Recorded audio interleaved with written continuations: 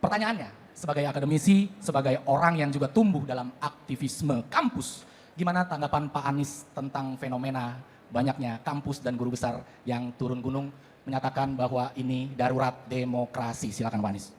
Ya, ketika kita berada di dalam sebuah sistem politik, demokrasi apalagi, ada saluran-saluran yang dipakai untuk menyuarakan aspirasi masyarakat. Di mana itu? DPR, partai politik. Itu adalah saluran-saluran yang menyuarakan aspirasi rakyat. Nah, ketika saluran-saluran itu berfungsi, maka kampus akan konsentrasi pada urusan pendidikan, pada urusan penelitian. Kenapa? Karena proses politik berjalan. Apa yang jadi aspirasi diproses.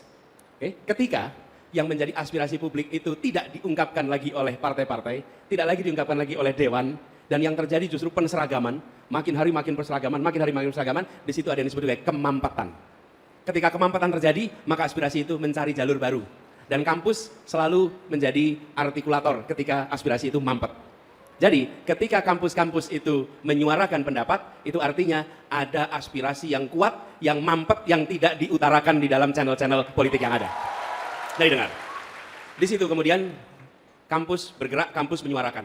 Kenapa ya? Karena kampus di situ tempat satu kaum intelektual, cendekia, membaca situasi, mengerti apa yang terjadi, tapi juga mereka tahu bahwa ini bukan wilayah yang mereka perlu terlibat secara langsung ketika proses politik berjalan, tapi ketika mampet. Dan kampus tidak berpolitik secara partisan, kampus berpolitik secara kenegaraan. Itu pegangan. Jadi ketika kampus mengungkapkan, jangan pernah tuduh partisan, karena kampus itu berisi pandangannya beda-beda. Datang ke Gajah Mada, di situ pandangannya beda-beda. Datang ke Undip, pandangannya beda-beda. Tapi begitu sampai kepada urusan etika, urusan tata negara, mereka berpandangan sama. Jangan rendahkan proses demokrasi, jangan rendahkan etika, karena itu prinsip yang harus dijunjung apapun afiliasi partai politiknya.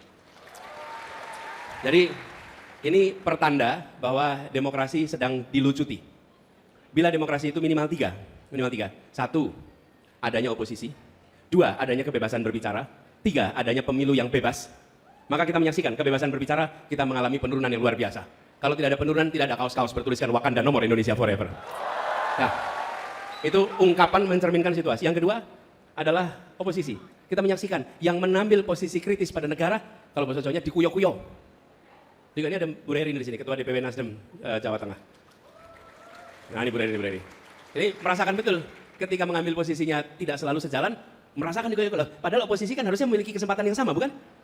Padahal bukan oposisi secara resmi, tapi punya pandangan yang mandiri, bukan melawan, mandiri. Kalau melawan lainnya mandiri itu saya nggak boleh. Nah, yang ketiga, pemilu yang bebas.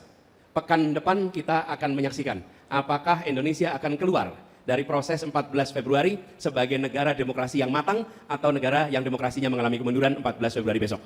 Dan kita yang di sini punya tanggung jawab konstitusional menyelamatkan demokrasi pada saat pemilu 14 Februari besok. Baik. Jangan biarkan pemilu itu diambil alih oleh mereka-mereka yang ingin melanggengkan ketimpangan di Republik ini.